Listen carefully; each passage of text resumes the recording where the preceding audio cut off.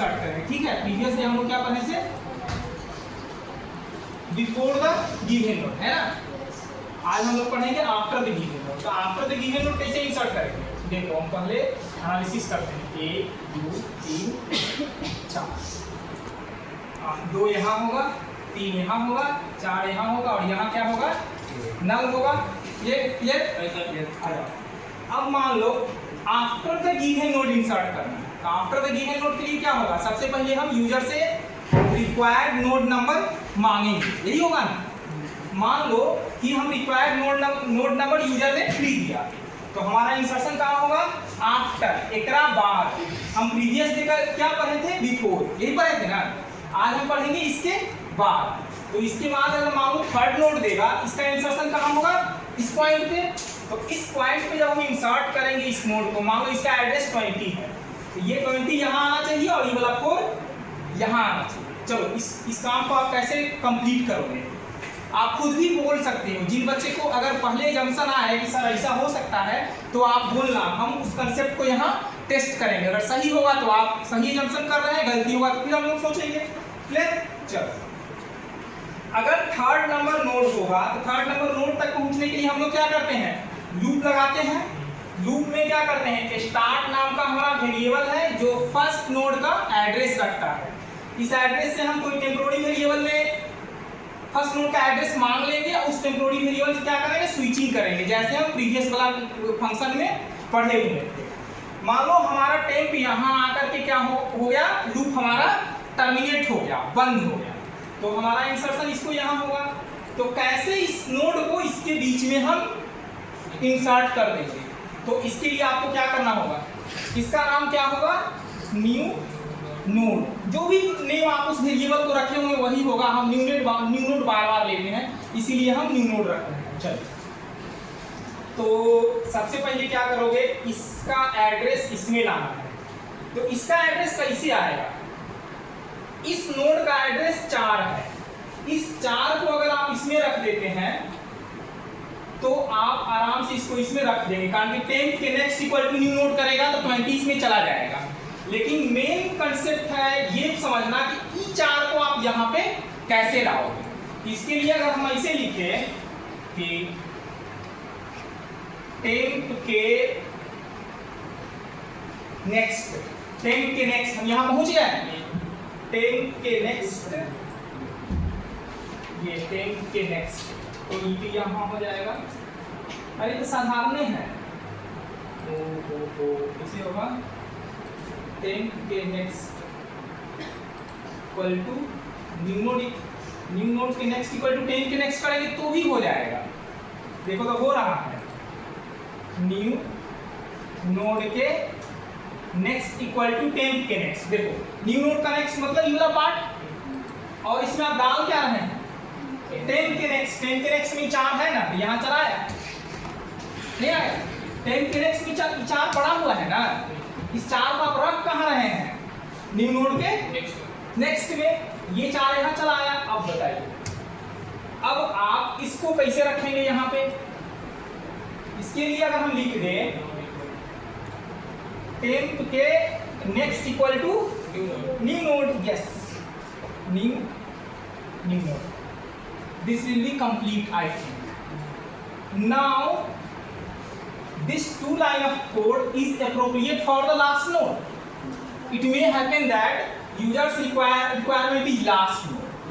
तो अगर ये दोनों line of code last node पे अगर प्रॉपर्ली काम करता है तो हम इसी को यहाँ इम्प्लीमेंट होने देंगे।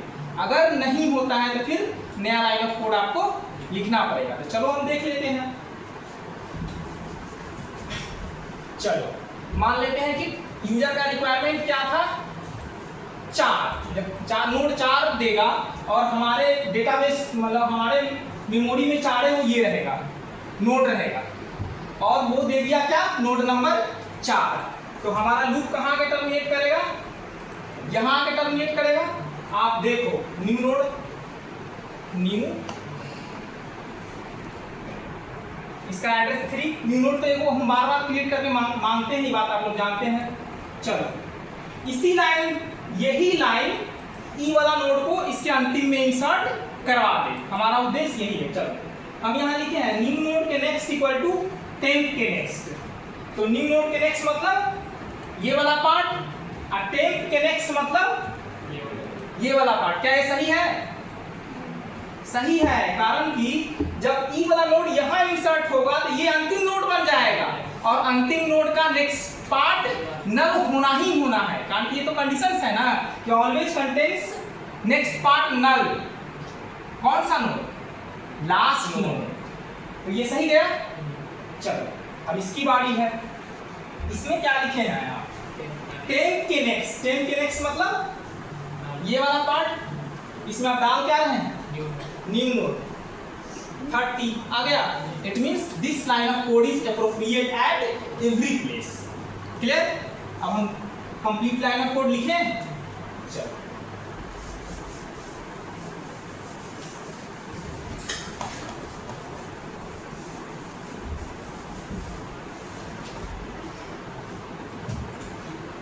while insert after है ना, after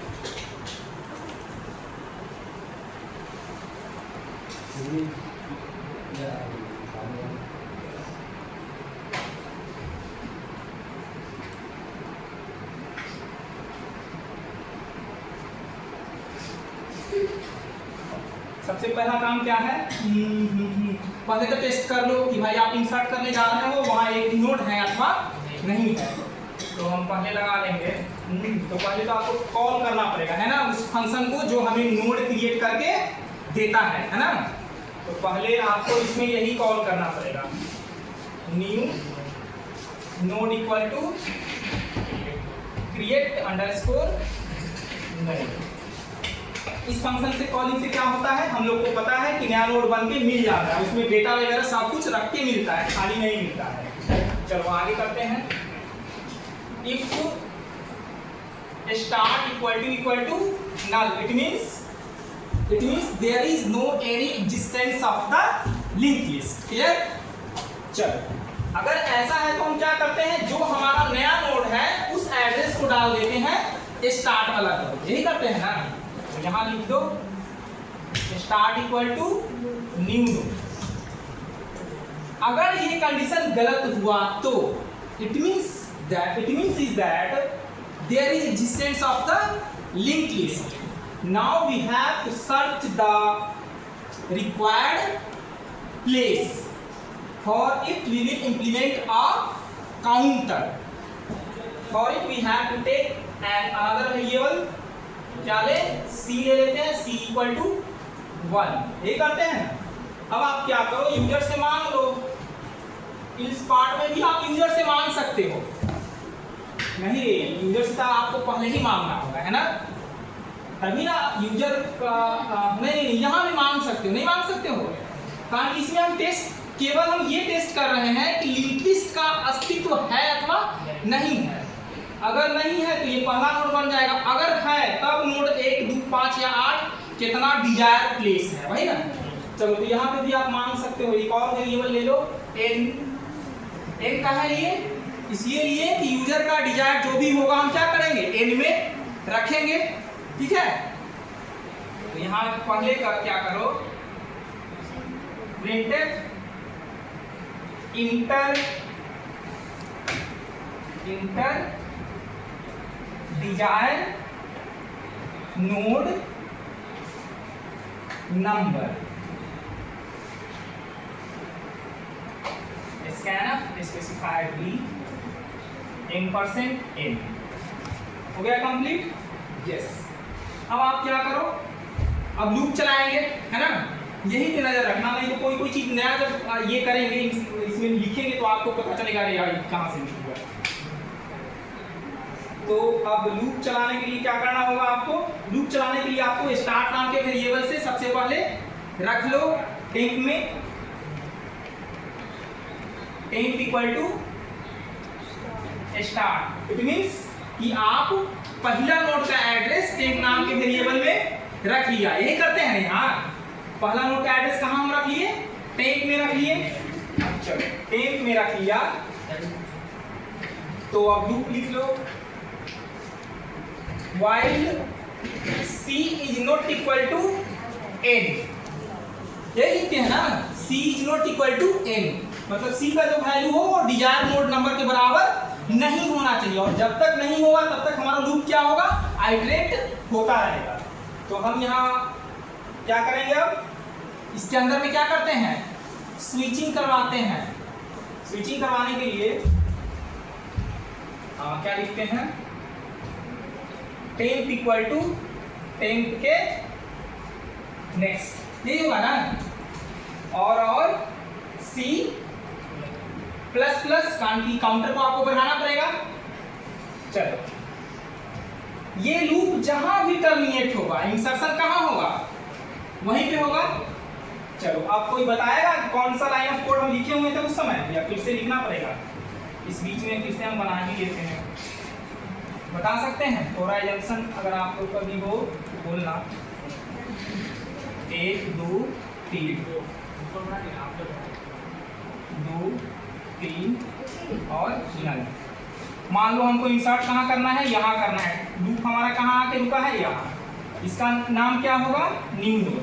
तो क्या लिखते हैं, क्या लिखे थे, लिखे थे कि न्यू नोड के नेक्स्ट इक्वल टू टेम्प के नेक्स्ट, ये है ना, यहाँ लिखो न्यू नोड के नेक्स्ट इक्वल टू टेम्प के नेक्स्ट, और क्या था, क्या थी, टेम्प के next equal to new node, temp के next equal to new node हो गया। This is the complete code of insert the given data at the after the desire position. Complete बंद कर दो आप।